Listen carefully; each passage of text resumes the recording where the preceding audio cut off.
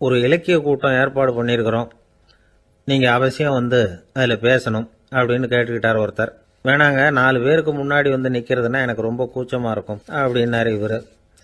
ஏன் சார் இன்னமும் குழந்த மாதிரி கூச்சப்படுறீங்களே அப்படின்னார் அவர் ஒரு மாதிரியாக சமாளித்து அனுப்பி வச்சுட்டு அதுக்கப்புறம் அதை பற்றி இவர் யோசித்து பார்த்துருக்கார். சில நிபுணர்கள் எழுதியிருக்கிறத படித்தும் பார்த்துருக்கிறார். மனோதத்துவ நிபுணர்கள் என்ன சொல்கிறாங்க தெரியுமா? 10லேருந்து 20% குழந்தைகள் பிறக்கிறப்பவே கூச்ச சுபாவம் கொண்டதாக தான் இருக்குதான். ஒரு தாத்தா தன்னோட பேர பிள்ளைய ஆசையாக கூப்பிடுறார் விளையாட்டு காட்ட, அதை அழுதுகிட்டு ஓடி போகுது.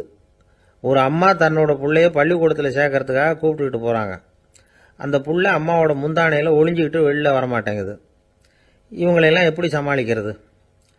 குழந்தைகளோட கூச்ச சுபாவத்தை போக்குறது எப்படி? இதுக்கு நிபுணர்கள் சில யோசனைகளை சொல்லியிருக்கிறாங்க. மற்றவங்களுக்கு முன்னாடி என் பையனுக்கு கூச்சம் ரொம்ப அதிகம் சார், மற்றவங்க பார்த்தா ரொம்ப வெக்கப்படுறான், இப்படி சொல்கிற அப்பாக்கள் உண்டு. என் பையன் புது மனுஷால பார்த்தா அட்டையாக ஒட்டிக்குவான் சார் அப்படின்னு சொல்கிற அப்பாக்களும் உண்டு. இப்படிலாம் குழந்தைகளுக்கு வந்து முத்திரை குத்துறது ரொம்ப தப்பான். புதுசாக யாராவது வீட்டுக்கு வந்தால் குழந்தை தானாக தன்னோட கூச்சத்தையும் பயத்தையும் போக்கிக்கிட்டு சகஜமாக மாறி வர்றதுக்கு வாய்ப்பு கொடுக்கணுமா. ஒரு கூட்டத்துக்கோ அல்லது சொந்தக்காரங்க கல்யாணத்துக்கோ குழந்தைய அழைச்சிட்டு போகிறீங்க, அங்கே போய் கட்டாயப்படுத்தி குழந்தைய மற்றவங்க கிட்ட பேச சொல்லக்கூடாது. சில சமயம் குழந்தை தானாக தன்னுடைய கூச்ச சுபாவத்தை விட்டு பேசுறதுக்கு முன் வந்தால் அதை பாராட்டணும். குழந்தை கலகலப்பு இல்லாமல் மௌனமாக இருந்ததுன்னா அதையும் கண்டுக்கக்கூடாது. குழந்தை பேச ஆரம்பித்தா அதை ஆர்வத்தோடு கவனிக்க தெரியணும். கலந்து உரையாடுற பழக்கத்தை வீட்லேயே ஆரம்பிக்கலாம். கேட்டதுக்கு பதில் சொல் அப்படின்னு நீங்கள் அதிகாரம் பண்ணிகிட்டு இருக்கக்கூடாது. அது வந்து குழந்தைக்கு பேசுகிற சந்தர்ப்பத்தை குறைச்சிருமா. இப்போ நாம் அதிகாரம் பண்ணால் கேலி செய்கிற பழக்கம் குழந்தைகளை வந்து ரொம்ப பாதிச்சிருமா. பெரியவங்களானதுக்கு அப்புறமும் சில பேர் கூச்சத்தோடவும் பயத்தோடவும் இருக்கிறதுக்கு இதுதான் காரணம். சின்ன வயசில் அவங்கெல்லாம் ஏதாவது கேலிக்கு ஆளாகி இருப்பாங்க. 2வது குழந்தை மூத்த குழந்தைய வந்து கேலிக்கு ஆளாகிற சந்தர்ப்பங்களை கண்டு கேலி பண்ணினா அது இளம் நெஞ்சங்களை விட்டு நீங்கிறதே இல்லையா. எப்பவும் குழந்தையோட நடை உடை பாவனைகளை பற்றி சொல்லிக்கிட்டே இருக்கக்கூடாதான். அதுவே கூச்ச சுபாவத்தை கொண்டுட்டு வந்துருமா. அப்பா எங்கேன்னு யாராவது கேட்டால் இது மாதிரி இன்ன காரியத்துக்காக வெளியில் போயிருக்கார், இத்தனை மணிக்கு திரும்பி வருவார் அப்படின்னு சொல்கிற அளவுக்கு குழந்தைகளை வந்து பழக்கப்படுத்தி வைக்கணும். ஃபோன்லேயே யாராவது விசாரித்தா கூட இது மாதிரி பதில் சொல்லு அப்படின்னு சொல்லணும். சின்ன சின்ன மீட்டிங்கில் 4 வார்த்தை பேச தயார் பண்ணலாம். ஒரு கடையிலையோ அல்லது ஹோட்டல்லையோ ஏதாவது விவரம் கேட்கணும்னா உங்கள் குழந்தைய தைரியமாக அனுப்புங்க. குழந்தைகள் பணிவாகவும் பொறுமையாகவும் விவரம் கேட்குறப்போ கூச்ச சுபாவம் தானாக போயிடும். சின்ன வயசுலேயே இப்படிலாம் பழக்கப்படுத்தினாதான் வருங்காலத்தில் தைரியமாக இந்த சமுதாயத்தில் வாழ முடியும். இல்லைன்னா 60 வயசுலேயும் அடுப்பங்கரையை விட்டு வெளில வர்றதுக்கு கூச்சப்பட்டுக்கிட்டு தான் இருக்க வேண்டியிருக்கும். இந்த காலத்து பிள்ளைங்க எவ்வளவோ பரவாயில்ல, எதுக்கும் தயங்குறதில்ல, கூச்சப்படுறதில்ல. ஒரு அம்மா அடுப்பங்கரையிலேருந்து சத்தம் போட்டாங்க, டேய் ராமு, தயவு பண்ணி அந்த டிவியை நிறுத்துறா, அந்த பெண்ணோட குரல் மகா மோசம், அடுப்பங்கரையில் இருக்கிற என்னாலேயே அதை சகிச்சிக்க முடியல அப்படின்னாங்களாம். உடனே பையன் கொஞ்சம் கூட தயங்காமல் பதில் சொல்கிறான், அம்மா, இந்த குரல் டிவியிலேருந்து வரல, எழுத்த விட்டு மாமி தான் இங்கே வந்திருக்கிறாங்க, அவங்க தான் இப்போ என்னோட பேசிக்கிட்டு இருக்கிறாங்க அப்படின்னு நான்.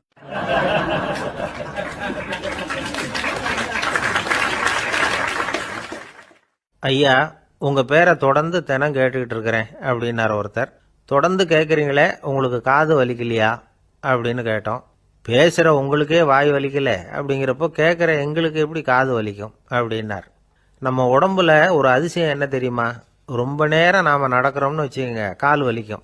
ரொம்ப நேரம் வேலை செஞ்சால் கை வலிக்கும், உடம்பு வலிக்கும். ரொம்ப நேரம் பார்த்துக்கிட்டே இருந்தால் கண்ணு வலிக்கும்.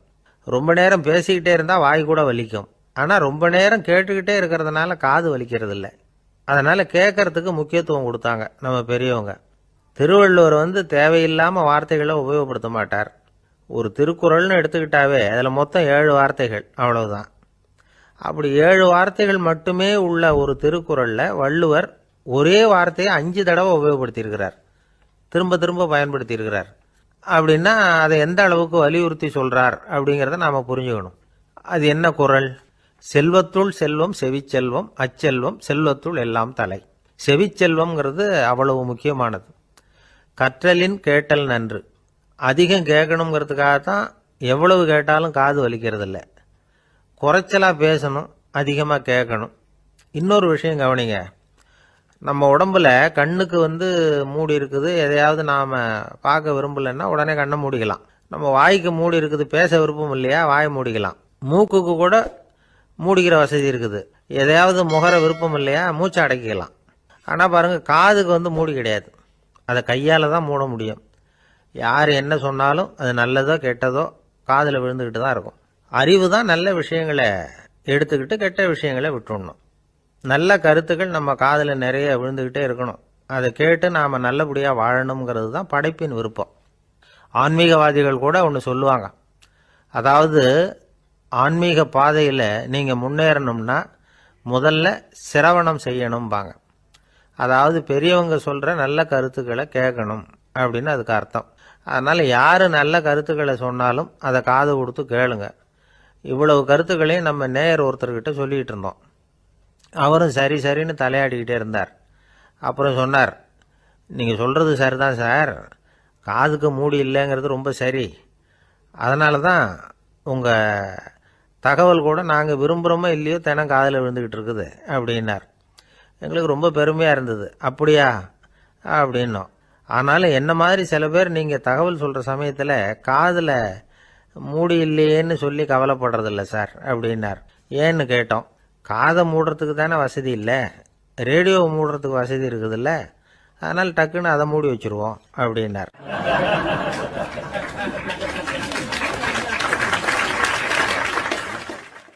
வங்க நாவலாசிரியர் சரத் சந்திரர் ஒரு நண்பர் அவர்கிட்ட வந்தார்.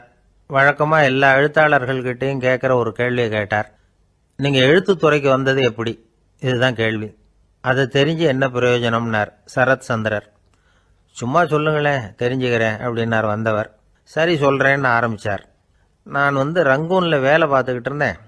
சம்பளம் பத்தில், வேலையும் பார்த்துக்கிட்டு ஒரு பலசரக்கு கடை வைக்கலாம்னு நினச்சேன். என்னால் மளிகை கடை வச்சு சரியாக நடத்த முடியுமாங்கிற சந்தேகம் என் மனைவிக்கு. அதை சோதனை பண்ணி பார்க்கணுங்கிறதுக்காக சில பொருள்களின் அளவு, அதோட விலை, இப்படி சிலதை சொல்லி எல்லாத்தையும் மனக்கணக்காக கூட்டி போட சொன்னாங்க. என்னால் சரியாக கூட்டி சொல்ல முடியல. உங்களால் மளிகை கடை நடத்த முடியாதுன்னு சொல்லிவிட்டாங்க. உடனே என்ன பண்ணுறது, வேறு வழி இல்லை, கதை எழுத ஆரம்பிச்சிட்டேன் அப்படின்னார். கேட்டவருக்கு சிரிப்பு வந்துட்டு தான். சரத் சந்திரர் ஒரு பக்கம் சீரியஸான நாவல்கள், சிறுகதைகள் எழுதியிருந்தாலும் அவருடைய இன்னொரு பக்கம் வேற விதம். நண்பர்கள்கிட்ட பேசும்பொழுதும் சரி, அவர்களுக்கு கடிதங்கள் எழுதும் போதும் சரி, கேலியும் கிண்டலும் நகைச்சுவை உணர்வும் அதிகமாக இருக்கும். காந்திஜி ஒரு சமயம் கல்கத்தாவுக்கு வந்திருந்தார். தேசபக்தர்கள் பல பேர் அவர்கிட்ட பேசிக்கிட்டு இருந்தாங்க. அப்போது சரத் சந்திரரும் அங்கே இருந்தார். கிரண் சங்கர் ராய் அப்படிங்கிறவரும் அங்கே இருந்தார். அவர் சொன்னாராம், காந்திஜியோட பழகிய முதல் வங்காளி நான் தான். போயர் யுத்த காலத்தில் இவர் லண்டனுக்கு வந்திருந்தப்போ என்கிட்ட தான் வங்காள மொழி கற்றுக்கிட்டார் அப்படின்னாராம். உடனே சரத் சந்திரர் காந்திஜியை பார்த்து, இவர் உங்களுக்கு வங்காள மொழி கற்றுக் கொடுத்தது உண்மைதானா அப்படின்னாராம். ஆமான்னாராம் காந்தி. அதனால தான் உங்களால் வங்காள மொழி கற்றுக்க முடியல அப்படின்னாராம். எல்லாரும் சிரிச்சாங்களாம். சரத் சந்திரர் சாம்தாபேர் அப்படிங்கிற கிராமத்தில் தங்கியிருந்தார் ஒரு இலக்கிய நிகழ்ச்சியில் கலந்துக்கிறதுக்காக. அதுக்காக ஒரு கல்கத்தாவுக்கு போக வேண்டிய சூழ்நிலை. அதுக்காக புறப்பட்டார். அந்த சமயத்தில் பின்னாடி இருந்து யாரோ அவரை கூப்பிட்டாங்க. இப்படி கூப்பிட்டவரை பார்த்து இன்னொருத்தர் யாரோ அதட்டி இருக்கிறாங்க. போகிறவரை ஏன் இப்படி கூப்பிடுறீங்க அப்படின்னு. ஏன் கூப்பிட்டா என்னன்னு கேட்டிருக்கார் சரத் சந்திரர். புறப்படுறவங்கள பின்னாடி இருந்து கூப்பிடுறது அபசகுனம், போகிற இடத்துல ஏதாவது ஆபத்து வரலாம் அப்படின்னு அதுக்கு விளக்கம் கொடுத்துருக்கிறார் அவர். உடனே சரத் சந்திரர் சொன்னாராம், இதோ இவங்க என்னை இலக்கிய கூட்டத்துக்கு அழைச்சிட்டு போகிறாங்களே, இதை விட வேற என்ன ஆபத்து வந்துட போகுது அப்படின்னாராம். இப்படி சரத் சந்திரருக்கு இயல்பாகவே நகைச்சுவை உணர்வு உண்டு. அவருடைய நண்பர் ஒருத்தர் வீட்டுக்கு கூப்பிட்டுருந்தார். அங்கே ஒரு கச்சேரிக்கு ஏற்பாடு பண்ணியிருந்தாங்க. சரத் சந்திரருக்கு இயல்பாகவே கச்சேரியில் நீண்ட ஆலாபனையெல்லாம் கேட்கறதுக்கு பொறுமை இருக்காது. அதனால் மெதுவாக பாட போகிறவர் எப்படி அப்படின்னு கேட்டிருக்கார். அவருக்கு ரொம்ப நல்லா பாட தெரியும் அப்படின்னு சொல்லியிருக்கிறாங்க. அதுக்கு சரத் சந்திரர், பாட தெரியுங்கிறது சரி, பாட்டை நிறுத்த தெரியுமா அதை சொல்லுங்க முதல்ல அப்படின்னாராம்.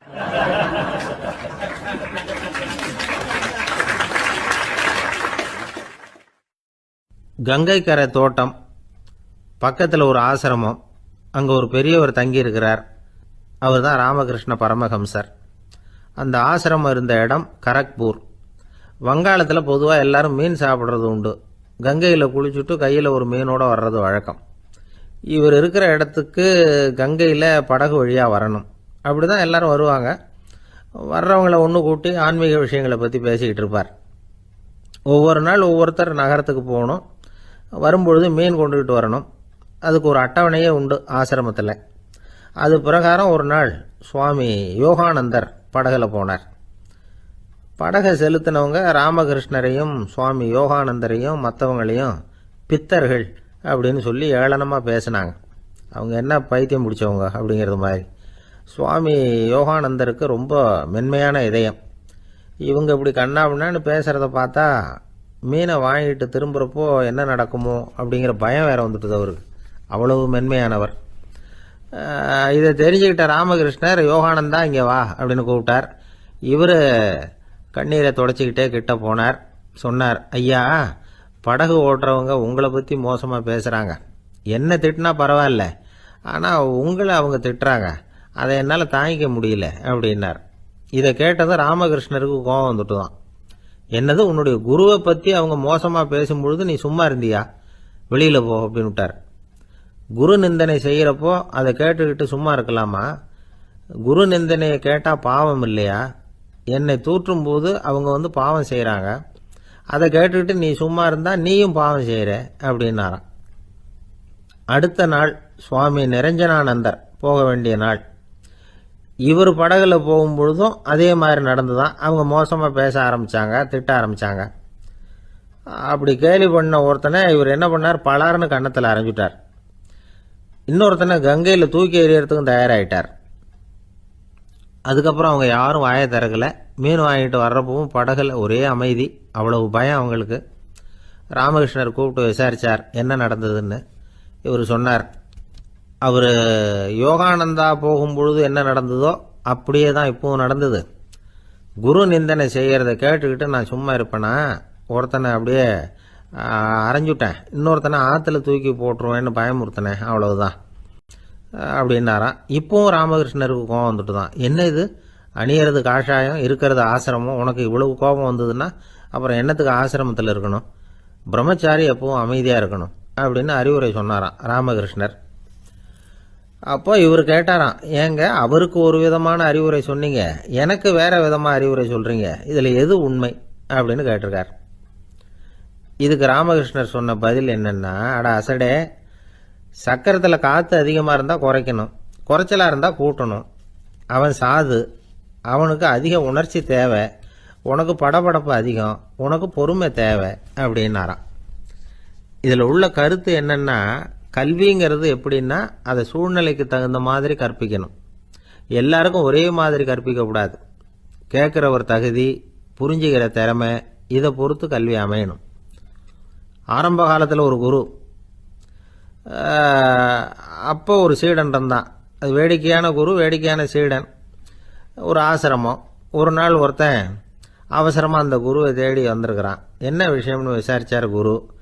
உங்கள் சீடர் என்னை அடிச்சுட்டார் அப்படின்னு புகார் பண்ணானான் அந்த ஆள். குரு சீடனை கூப்பிட்டார். அடிச்சியா இந்த ஆளை அப்படின்னு கேட்டாராம். ஆமான் இருக்கான் சீடன். ஏன் அடிச்சே அப்படின்னு கேட்டாராம். இந்த ஆள் உங்களை பற்றி மட்டமாக பேசிவிட்டான், என்னால் அதை தாங்கிக்க முடியல, அதனால தான் அடிச்சுட்டேன்ருக்கான். அப்படி என்ன பேசினா அப்படின்னு கேட்டாராம்.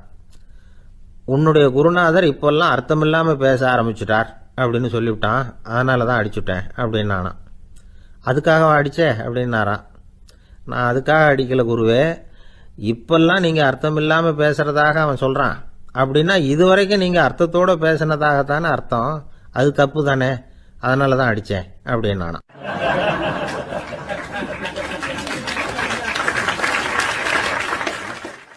ஒரு பெரியவர் உட்கார்ந்துருக்கிறார்.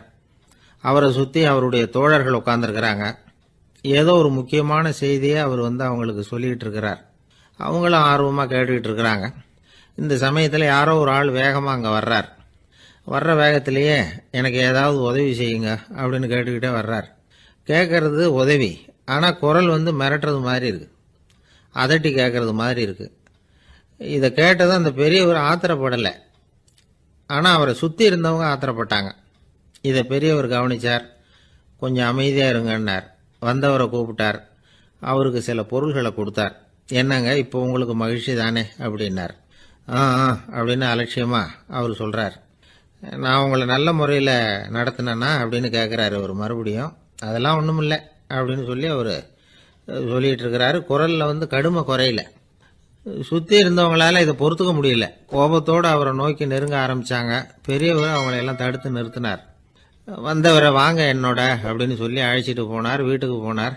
அங்கே போனதும் இன்னும் சில பொருள்களை எடுத்து அவர்கிட்ட கொடுத்தார். இப்போ திருப்தி தானே, நான் உங்ககிட்ட நல்ல முறையில் நடந்துக்கிட்டேனா அப்படின்னார். அவர் முகம் இப்போ தான் கொஞ்சம் மலர்ந்தது. ரொம்ப நன்றி, இறைவன் உங்கள் குடும்பத்துக்கு எல்லா நன்மைகளையும் செய்வான் அப்படின்னு சொன்னார். இதே வார்த்தைகளை என்னுடைய தோழர்கள்கிட்டே சொல்லிட்டீங்கன்னா அவங்க கோபம் தணிஞ்சிரும். வர முடியுமான்னார். கண்டிப்பாக வர்றேன் அப்படின்னாரு. மறுநாள் காலையில் அந்த இடத்துக்கு வந்தார். அதே மாதிரி சொல்லிவிட்டு அவர் போயிட்டார். தோழர்கள்லாம் ரொம்ப வியப்போடு பெரியவரை பார்த்தாங்க. அந்த பெரியவர் தான் நபிகள் நாயகம். அவர் சொன்னார், ஒருத்தன் ரொம்ப ஆசையாக ஒரு ஒட்டகத்தை வளர்த்துக்கிட்டு வந்தான். ஒரு நாள் அந்த ஒட்டகம் கயத்தை அறுத்துக்கிட்டு ஓடி போயிட்டுது. அக்கம் பக்கத்தில் இருக்கிறவங்கெல்லாம் அந்த ஒட்டகத்தை பிடிக்கிறதுக்கு முயற்சி பண்ணாங்க. அதை துரத்திக்கிட்டு ஓடினாங்க. ஒட்டகம் தாறுமாறாக ஓட ஆரம்பிச்சுது. இந்த சமயத்தில் ஒட்டகத்தை வளர்த்தவன் அங்கே ஓடி வந்தான். நீங்கள் அதை ஒன்றும் செய்ய வேணாம், விட்டுருங்க. அதோட சுபாவம் எனக்கு நல்லா தெரியும். அதை சுலபமாக என்னோட வழிக்கு கொண்டுட்டு வந்துட முடியும். நான் பார்த்துக்கிறேன், விட்டுருங்கோ அப்படின்னா. எல்லாரும் விலைக்கு போயிட்டாங்க. இவன் என்ன செஞ்சான் தெரியுமா? கொஞ்சம் புல்லை கையில் எடுத்துக்கிட்டு அந்த ஒட்டகத்தை நெருங்கினான். அவ்வளவுதான். அது ஓடி இவன் காலடியில் உட்காந்துக்கிட்டது. செல்லமாக அதை அப்படியே தடவி கொடுத்தான். முதுகில் ஏறி உட்காந்துக்கிட்டான். அது பாட்டுக்கு சாதுவாக நடந்து போகுது. இந்த கதையை நபிகள் நாயகம் தம்முடைய தோழர்களுக்கு சொல்கிறார். ஒட்டகத்தை மட்டும் இல்லை, சில மனிதர்களையும் கூட சில விதத்தில் அணுகிதான் அவர்களை சீர்திருத்த வேண்டியிருக்குது அப்படிங்கிறத அவங்களுக்கு உணர்த்தினார். இது ஒரு அழகான உளவியல் அணுகுமுறை. சில குடும்ப தலைவர்கள் கூட இந்த ஒட்டகம் மாதிரி நடந்துக்கிறது உண்டு. அப்புறம் அடங்கி போகிறதும் உண்டு. ஒரு குடும்ப தலைவர் காலையில் எழுந்திரிச்சதுலேருந்து சத்தம் போட்டு கத்திக்கிட்டு இருப்பார். பக்கத்தில் இருந்தவங்கெல்லாம் ஓடி போய் சமாதானம் பண்ணி பார்த்தாங்க. அவர் ஓயறது மாதிரி தெரியல. கடைசியில் அவர் மனைவி வந்தாங்க. நீங்கள் எல்லாம் விலகி போயிடுங்க, அவர் சுபாவம் எனக்கு தெரியும், நான் பார்த்துக்கிறேன் அப்படின்னாங்க. சரின்னு எல்லாரும் போயிட்டாங்க. சாயந்தரமாக பார்க்குறாங்க, அவர் சத்தம் இல்லாமல் ஒரு மூலையில் உட்காந்துருக்கிறார். ரொம்ப சாதுவா. ஆச்சரியமாக இருந்தது. என்னம்மா பண்ணீங்கன்னு கேட்டாங்க. அது ஒன்றும் இல்லைங்க, ஒரு வேளை சாப்பாட்டை நிறுத்தினேன், பட்னி போட்டேன், அவ்வளவுதான் அப்படின்னாங்க அந்த அம்மா.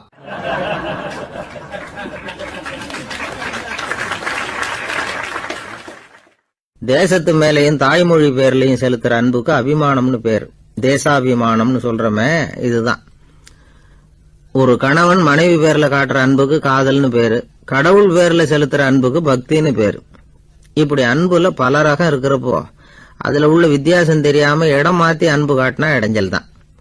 சரி, இந்த அன்பை பத்தி விஞ்ஞானம் என்ன சொல்லுது தெரியுமா? இதயத்தை பாதுகாக்கிறதுக்கு முக்கியமா தேவைப்படுற ஒண்ணு இந்த அன்புதான்னு சொல்லுது. நெதர்லாந்து விஞ்ஞானிகள் இதை ஆராய்ச்சி பண்ணியே கண்டுபிடிச்சிருக்கிறாங்க. கொஞ்சம் முயல் குட்டிகளை 2 பிரிவா பிரிச்சாங்க. 2 குரூப்புக்கும் கொழுப்பு அதிகமா உள்ள ஆகாரத்தையே கொடுத்துக்கிட்டு வந்தாங்க.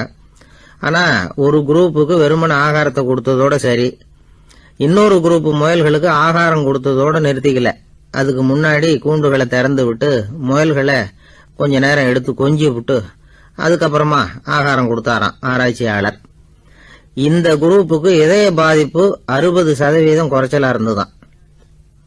சில நோயாளிகளுக்கு ஹார்ட் அட்டாக் வந்தாலும் அதை தாங்கிக்கிட்டு குணமாகிற சக்தி அதிகமா இருக்குது. இது எப்படின்னு ஆராய்ச்சி பண்ணி பார்த்திருக்கிறாங்க. அவங்க எல்லாம் மனைவி தன் பேர்ல ரொம்ப அன்பா இருக்கிறதாக நினைக்கிறவங்களா இருக்கிறாங்களாம். இதய நோயாளிகள் பல பேரை சந்திச்சு இதய நோய் ஏற்பட என்ன காரணம்னு கேட்டிருக்கிறாங்க. அவங்க சொன்ன காரணம்லாம் சாப்பாடு சம்பந்தமா இல்லையா, மனைவி அன்பா இல்ல, இப்படிப்பட்ட காரணத்தை தான் சொல்றாங்களாம். அதனால இதயத்தை பாதுகாக்கணும்னு நினைக்கிறவங்க அடுத்தவங்க அன்பா இருக்கிறது மாதிரி பாத்துக்குங்க, அதுதான் முக்கியம்.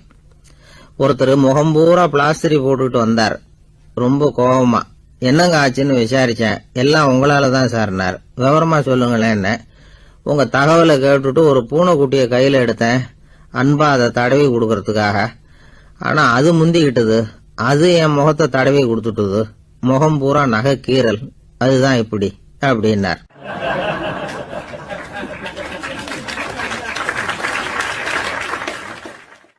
அமெரிக்க ஜனாதிபதி ஆப்ரஹாம் லிங்கன் ஒரு நாள் தன்னோட கோச்சு வண்டியில தலைநகரான வாஷிங்டனுக்கு போயிட்டு இருக்கிறார். கோச்சு வண்டி ஒரு சாலையில போயிட்டு இருக்கு. அந்த சாலைக்கு ஒரு பக்கத்துல பயங்கரமான சதுப்பு நிலம். சதுப்பு நிலம்னா அது புதைகுழி, புதை மணல்ங்கிறோம்ல, அது மாதிரி. அந்த சதுப்பு நிலத்துல யாராவது மாட்டிக்கிட்டா அவ்வளவுதான், ஆளை கொஞ்சம் கொஞ்சமா உள்ள அமுக்கிவிடும். தப்பிச்சு கரையேறது கஷ்டம். அப்படிப்பட்ட நிலம் அது. ஆப்ரஹாம் லிங்கன் ஏதோ ஒரு முக்கியமான அரசாங்க வேலையா போயிட்டு திரும்பி வந்துகிட்டு இருக்கிறார். அதனால அந்த சமயத்துல அவர் விலை வசந்த ஆடைகளை அணிஞ்சிருக்கிறார். அப்படி அவர் அந்த கோச்சு வண்டியில வந்துகிட்டு இருக்கிறாரு. அந்த சமயத்துல ஒரு காட்சி அவர் கண்ணுல பட்டுட்டுது. என்ன தெரியுமா? ரோட்டுக்கு பக்கத்துல இருந்த சதுப்பு நிலத்துல ஒரு இளம் பன்றி குட்டி சிக்கிக்கிட்டு தவிச்சுக்கிட்டு இருக்குது. பரிதாபமா கத்திக்கிட்டு இருக்குது. அதை பார்த்தார் லிங்கன். அவருக்கு என்ன மாதிரி ஆயிட்டுது. உடனே வண்டியை நிறுத்த சொன்னார். கீழே இறங்கினார். தன்னோட விலை வசந்த ஆடைகளை பத்தி லட்சியம் பண்ணவே இல்லை. தனக்கே ஆபத்து வரலாம்ங்கிறத பத்தியும் கவலைப்படல. தான் ஒரு குடியரசுத் தலைவருங்கிறத பத்தியும் அவர் நினைச்சு பார்க்கல. நேரா அந்த சதுப்பு நிலம் பக்கமா போனாரு. அந்த சேத்துல இறங்கி பன்றிக்குட்டியை காப்பாத்தி கரைக்கு கொண்டுட்டு வந்து சேர்த்துட்டார். அதுக்கப்புறம் நிம்மதியா கோச்சு வண்டியில ஏறி வெள்ள மாளிகைக்கு வந்து சேர்ந்தார். ட்ரெஸ், உடம்பு பூரா சேரு சகதி. பாக்குறவங்களுக்கெல்லாம் ஆச்சரியமா போச்சு. அவங்களுக்கு ஒன்றும் புரியல. இவர் நேரா ட்ரெஸ்ஸு மாத்திக்கிறதுக்காக போனாரு. கோச்சு வண்டி ஓட்டிட்டு வந்தவன் கிட்ட போய் எல்லாரும் கேட்டாங்க என்ன ஆச்சு அப்படின்னு. அவர் வர்ற வழியில நடந்த விவரத்தை சொன்னார். ஆப்ரஹாம் லிங்கனுடைய இந்த இறக்க குணத்தை எல்லாரும் பாராட்டினாங்களாம், புகழ்ந்தாங்களாம். ஆனா இதுக்கு லிங்கன் என்ன பதில் சொன்னார் தெரியுமா? தயவு பண்ணி இந்த புகழ்ச்சியான பேச்சையெல்லாம் ஒதுக்குங்க, அதெல்லாம் வேணாம். அந்த சின்ன பிராணி சகதியில மாட்டிக்கிட்டு துடிச்சுக்கிட்டு இருந்தது, அதை பார்த்தேன். உடனே என்னுடைய இதயத்துல ஒரு முள்ளு தைச்சது மாதிரி ஒரு உணர்வு. அந்த முள்ளை பிடுங்கி எறிஞ்சேன், அவ்வளவுதான். உண்மையில அந்த பிராணிக்கு நான் உதவினேங்கிறத விட எனக்கு ஏற்பட்ட இன்னலை போக்கிட்டேன் அப்படிங்கிறது தான் உண்மை. அதுதான் பொருத்தம். அப்படி இருக்கிறப்போ இதுல புகழறதுக்கு என்ன இருக்குது அப்படின்னாரு ஆப்ரஹாம் லிங்கன். எவ்வளவு யதார்த்தமான வார்த்தைகள் பாருங்க. இந்த காலத்துல நம்மளையும் பல பேர் அப்படி உண்டு. நீச்சல் தெரியாத ஒரு ஆளு தண்ணியில இறங்கிட்டான். தண்ணி ஆழம்ங்கிறது அப்புறமா தான் தெரிஞ்சுது. தத்தளிக்க ஆரம்பிச்சுட்டான். வாழ் வாழ்னு கத்துறான். கரையில நின்றுகிட்டு இருந்த ஒருத்தர் இதை பார்த்தார். உடனே அவருக்கு இதயத்துல முள்ளு தைச்சது மாதிரி ஒரு உணர்வு. உடனே குபீர்னு தண்ணியில பாஞ்சார். அவரை காப்பாத்தி கரைக்கு கொண்டுட்டு வந்து சேர்த்தார். இதை பார்த்துக்கிட்டு இருந்த இன்னொருத்தர் காப்பாத்தின அந்த ஆளை பாராட்டி புகழ்ந்தார். என்ன புகழாதீங்க சார் அப்படின்னார் அவர். ஏன்னு கேட்டார் இவர். நான் அந்த ஆளை ஏன் காப்பாத்தினேன் தெரியுமா? அவன் நேத்துக்கு என்கிட்ட 300 ரூபா கடன் வாங்கியிருக்கிறான். இவன் தண்ணியில போட்டான்னா நான் கொடுத்த கடனும் தண்ணியில போடும். அதனாலதான் விழுந்து காப்பாத்தினேன் அப்படின்னா அந்த ஆள்.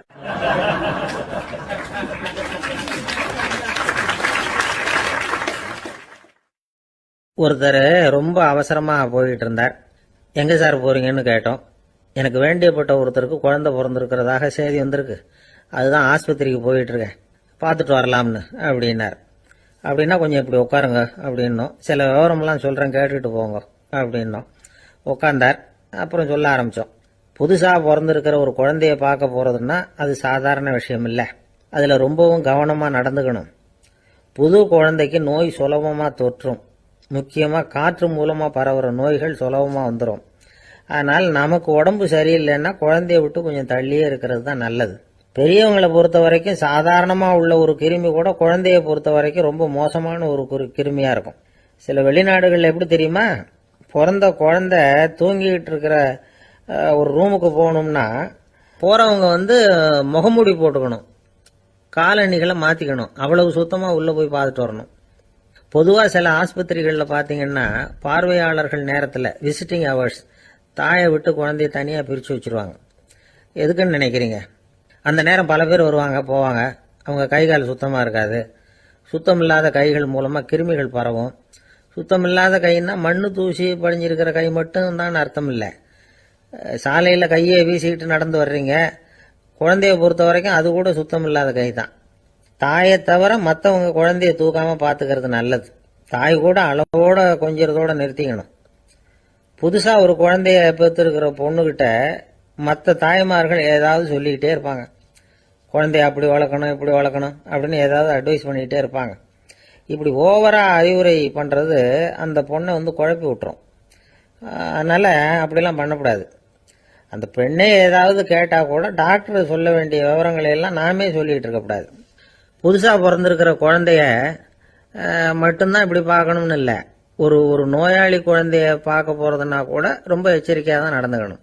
ஒரு தின்பண்டமோ விளையாட்டு சாமானோ அந்த குழந்தைக்கு நாம் வாங்கிட்டு போகிறதா வச்சுக்குவோம். அதை நேராக கொண்டுகிட்டு போய் அந்த குழந்தைகிட்டே கொடுக்கக்கூடாது. அதோட அப்பா அம்மா கிட்ட ரகசியமாக கொடுக்கலாம். அவங்க முடிவு பண்ணட்டும் குழந்தைகிட்ட அதை கொடுக்கலாமா வேண்டாமாங்கிறத. அவங்களுக்கு தான் தெரியும் அதோட மனசும் உடம்பும்.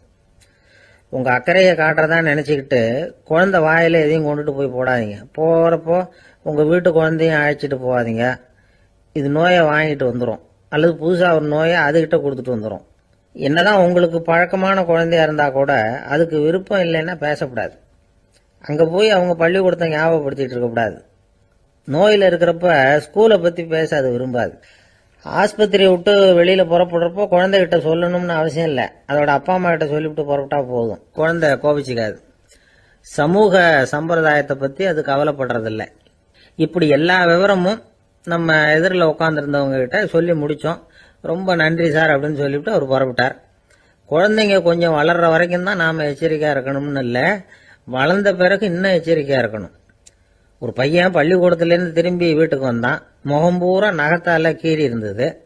அப்பா பார்த்து பயந்துட்டார். யாருடா உன்னை இப்படி பண்ணது அப்படின்னாரு. என் கூட படிக்கிற இன்னொரு பையன். நாளைக்கு உன் கூட பள்ளிக்கூடத்துக்கு வர்றேன், நீ எனக்கு அவனை அடையாளம் காட்ட முடியுமான்னார். அது ரொம்ப சுலபம் நான் பையன். எப்படின்னார் அப்பா. அவன் காதில் ஒன்று கையோடு எடுத்துகிட்டு வந்திருக்கிறேன், இதோ என் பையில தான் வச்சிருக்கேன் அப்படிங்கிறான் அந்த பையன்.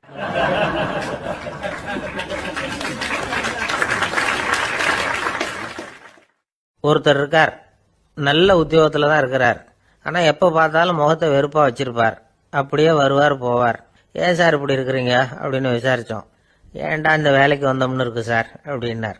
உங்கள் வேலை உங்களுக்கு பிடிக்கலையா அப்படின்னு கேட்டோம். இல்லைன்னார். இப்படிப்பட்டவங்க வெற்றிகரமான வாழ்க்கை வாழ முடியாது. இது நிபுணர்கள் கருத்து. வேலையை நேசிக்க தெரிந்தவர்கள் வெற்றி பெறுவார்கள் அப்படிங்கிறாங்க அவங்க. எந்த துறையாக இருந்தாலும் சரி, அந்த துறையில் வெற்றிகரமாக இருக்கிறவங்கள விசாரித்து பாருங்கள். எனக்கு என்னுடைய வேலை ரொம்ப பிடிக்கும் அப்படின்னு சொல்கிறவங்களா தான் இருப்பாங்க. அப்படி இருந்தால் தான் அது வெற்றிகரமாக இருக்க முடியுது அவங்களால. ஒருத்தனுக்கு பிடித்தமான பொழுதுபோக்கே அவனுடைய தொழிலாக இருந்துட்டுதுன்னா அவனை மாதிரி கொடுத்து வச்சவன் வேற யாரும் இல்லை அப்படிங்கிறார் பெர்னாட் ஷா. ஒரு தடவை மன்னர் ஹுமாயூன் உயிரை தண்ணீர் முண்டு ஊற்றுகிற தொழிலாளி ஒருத்தர் காப்பாத்தினாராம் அந்த ஹுமாயூன் உயிரை. உடனே மன்னர் கேட்டிருக்கார், உனக்கு என்ன வேணும்னாலும் கேளு தரேன், உயர் பதவி வேணுமா அப்படின்னு கேட்டாராம். மன்னா, மக்களின் தாகம் தீர்க்கக்கூடிய இந்த பணியை விட உயர்ந்தது உண்டா அப்படின்னாராம் அந்த தொழிலாளி. அவரால் அவருடைய வேலையை நேசிக்க முடிஞ்சுது, அதனால மகிழ்ச்சியா இருக்க முடிஞ்சுது. நாமெல்லாம் அப்படி இல்லை. வேலை கிடைக்கிற வரைக்கும் கிடைச்சா போதும் அப்படின்னு இருக்கோம். கிடைச்சதுக்கு அப்புறம் ஏன்டா இந்த வேலைக்கு வந்தோம்னு ரொம்பவும் அழுத்துக்குவோம். சரி, நாம் இருக்கிற இடத்துல நாம் வெற்றிகரமாக இருக்க வழி உண்டா அப்படின்னா உண்டுன்னு சொல்கிறாங்க. அதாவது மன இயல் நிபுணர்கள் இருக்கிறாங்க இல்லையா, அவங்க அதுக்கு முக்கியமாக 6 வழிகள் சொல்கிறாங்க. நீங்கள் ஒரு அலுவலகத்தில் வேலை பார்க்குறவரா அப்படின்னா இதை கேளுங்க. அதாவது உங்கள் மேலதிகாரி எதிர்பார்ப்புக்கு தகுந்த மாதிரி உங்கள் வேலை இருக்குதா? அப்படி இல்லைன்னா முதல்ல உங்கள் வேலையின் தரம் உயரணும். உங்களுக்கு மேலே கீழே வேலை பார்க்குற பணியாளர்கள்கிட்ட நல்ல விதமாக பழகுறீங்களா? அந்த உறவு முறையில் ஏதாவது குறை இருந்தால் அதை கண்டுபிடிச்சி சரி பண்ணுங்க. நம்பிக்கைக்கு உரியவர் அப்படின்னு நீங்கள் பேர் எடுக்கணும். நீங்கள் எடுக்கிற முடிவு நல்ல முடிவாக தான் இருக்கும் அப்படின்னு அடுத்தவங்க சொல்லணும். உங்கள் தோற்றத்துக்கு முக்கியத்துவம் கொடுங்க. இது மனம் உடல் ரெண்டும் சம்பந்தப்பட்டது. அதனால் மனசையும் ஆரோக்கியமாக வச்சிருக்கணும், உடம்பையும் ஆரோக்கியமாக வச்சிருக்கணும். உங்களுடைய நிர்வாகம் செயல்படுற விதத்தை நல்லா புரிஞ்சு வச்சுக்கணும். உங்களுடைய நிர்வாகம் இப்போ ஒரு காரியம் செய்யுதுன்னு வச்சுங்க, ஏன் அப்படி செய்யுது, எதுக்காக அப்படி செய்யுது அதனுடைய குறிக்கோள் என்ன, அது நீடிக்கிறதுக்கு காரணம் என்ன, இதையெல்லாம் தெரிஞ்சுக்கணும். சிரிப்புக்கு வஞ்சகம் பண்ணக்கூடாது. நல்லா சிரிக்கணும், அப்போதான் அது திரும்ப கிடைக்கும். கடந்த கால தோல்வியை பற்றி கவலைப்படக்கூடாது. முதலாளி விருப்பம் தெரிஞ்சு நடந்துக்கிறது நல்லது தான். அதுக்காக காக்கா பிடிக்கணுங்கிற அவசியம் இல்லை. உங்களுக்கு ஒரு பொறுப்பான வேலை கிடைக்குது, உடனே சத்தம் குழப்பம் அப்படின்னு சூழ்நிலையை இறுக்கமாக ஆக்கிடக்கூடாது. எந்த சூழலையும் இயல்பாக கையாளக்கூடியவர் அப்படிங்கிறத காட்டணும். இதெல்லாம் உங்கள் துறையில் நீங்கள் வெற்றி பெற நிபுணர்கள் சொல்கிற யோசனைகள். இவ்வளவு விவரமும் சொல்லிவிட்டு ஒருத்தரை பார்த்து கேட்டோம், இப்போ சொல்லுங்க, நீங்கள் செய்கிற வேலை உங்களுக்கு பிடிச்சிருக்குதா அப்படின்னோம். ரொம்ப ரொம்ப பிடிச்சிருக்குது அப்படின்னார். சரி, என்ன செஞ்சிட்டு இருக்கிறீங்க அப்படின்னு கேட்டோம். சும்மா தான் இருக்கிறேன் அப்படின்னார் அவர்.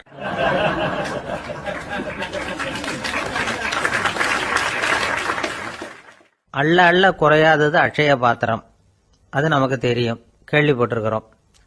ஆனால் போட போட நிரம்பாத ஒரு பாத்திரம் உண்டு. அது என்ன தெரியுமா? நம்மள பல பேர்கிட்ட அந்த பாத்திரம் உண்டு. அதுதான் பேராசை அப்படிங்கிற பாத்திரம். அதை நிறைவு செய்யவே முடியாது. பேராசையை பற்றி சுஃபி இலக்கியத்தில் ஒரு பிரபலமான கதை உண்டாம். அதை ஒரு பெரியவர் எடுத்து சொல்லியிருக்கிறார். ஒரு மன்னர் நகர்வலம் போயிட்டு இருக்கார். ஒரு பிச்சைக்காரன் மன்னர் எதிரில் வரான். பிச்சை போடுங்கிறான். என்னுடைய அமைதியை கெடுக்காதே போங்கிறார் மன்னர். அவன் சிரிக்கிறான். அரசே, உங்களுடைய அமைதி கெடக்கூடிய நிலையில் இருந்தா அதுக்கு பேர் அமைதியே கிடையாது அப்படின்னு ஆனா. எதிரில் நிக்கிறது வெறும் பிச்சைக்காரன் இல்லை, யோகி அப்படிங்கிறத மன்னர் புரிஞ்சுக்கிட்டார். துறவியே, உங்களுக்கு என்ன வேணும்னாலும் கேளுங்க, கொடுக்குறேன்னாராம். அந்த துறவி மறுபடியும் சிரிக்கிறார். அரசே, உங்களால் முடியாததையெல்லாம் கொடுக்க முடியும்னு சத்தியம் செய்யாதீங்க அப்படின்னார்.